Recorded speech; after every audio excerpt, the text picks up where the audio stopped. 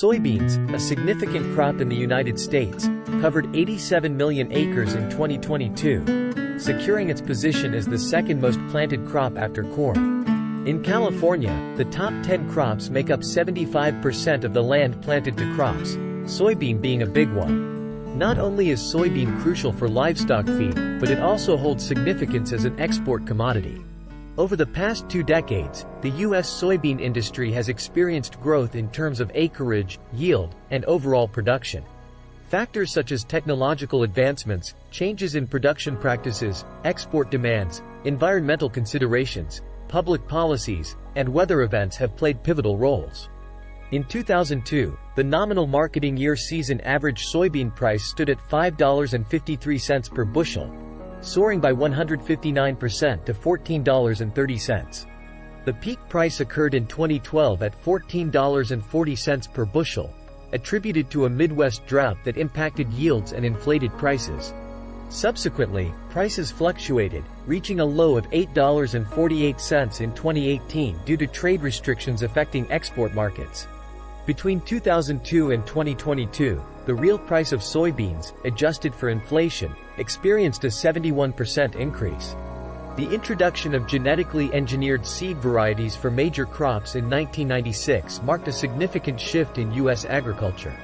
By 2000, over half of U.S. soybean acres were planted with genetically engineered varieties, predominantly herbicide-tolerant soybeans. These soybeans possess traits that enable them to withstand specific dangerous diseases. Some varieties feature stacked traits, conferring tolerance to multiple herbicides. Genetically engineered crops, by preventing yield loss due to pests and simplifying weed management, have contributed to increased yields. In 2002, 81% of soybean acres nationally were planted with genetically engineered seed, with regional adoption varying from 60% in the northern Great Plains to 96% in the Prairie Gateway region. Consistently high adoption rates were observed in subsequent years. Precision agriculture technologies have become integral to soybean farming, including yield monitors, yield maps, guidance systems, and variable rate technology.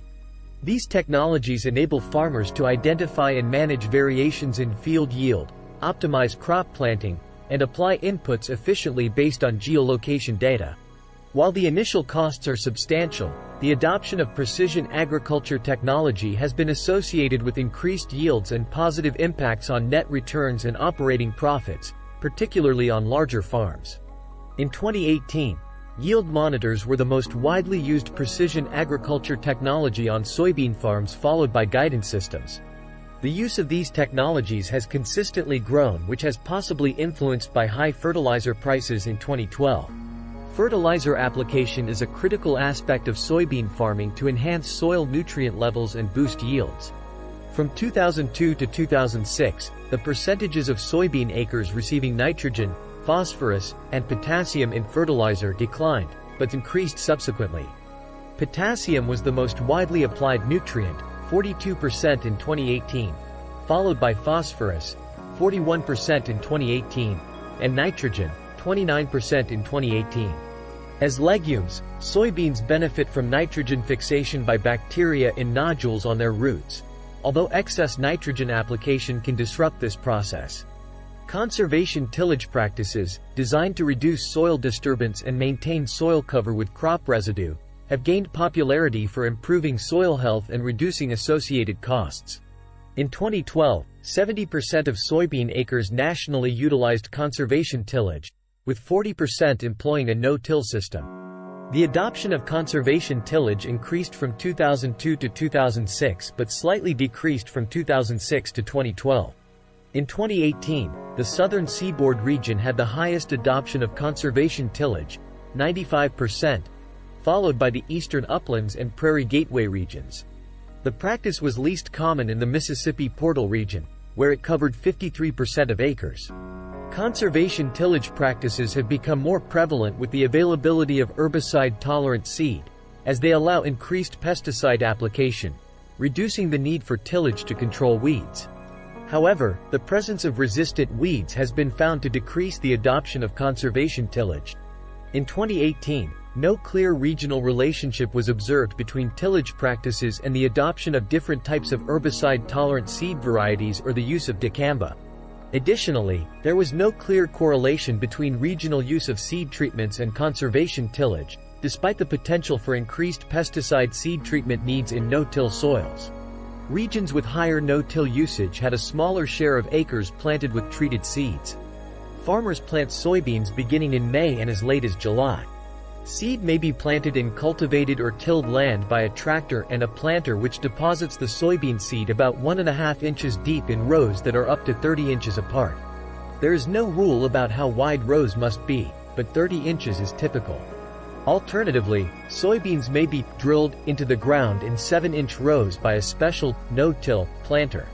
When a farmer uses the no-till method, the land is not cultivated and the seeds are planted directly into the stubble left over from the previous crop, such as wheat harvested in May or June. The no-till method saves time, conserves soil moisture and greatly decreases the possibility of soil erosion. No-till is highly desirable, but if farmers are dealing with fields infested by weeds or other pests, till may be necessary to eradicate the pest.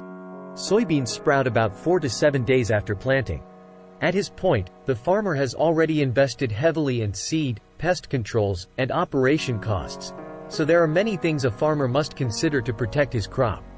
Bugs and worms really like small tender plants, so when the farmer notices there is a heavy insect infestation, he or she must calculate the degree of risk to the crop. If the infestation is bad enough to harm the crop, the farmer sprays a pesticide to control the pest. If the farmer is using organic methods, there are still products that can be sprayed, but the choice is much more limited, and the risk is somewhat greater. In July, August and September, the plants bloom.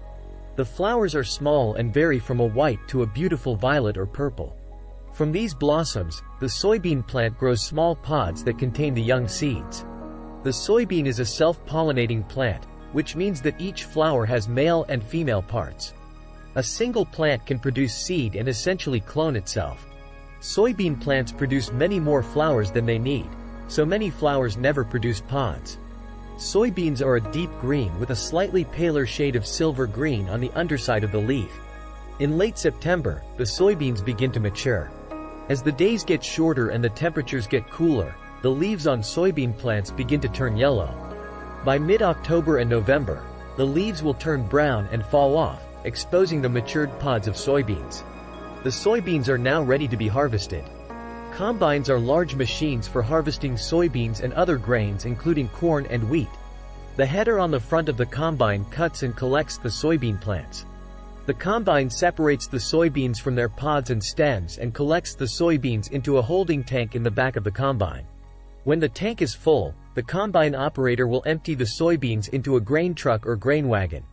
Soybeans are either taken directly to a grain dealer in the grain trucks or they are taken to storage facilities and stored until the farmer decides to sell them. Ultimately, the soybeans are transported to a processing plant where the soybean meal, the protein component of the bean, is separated from the soy oil components.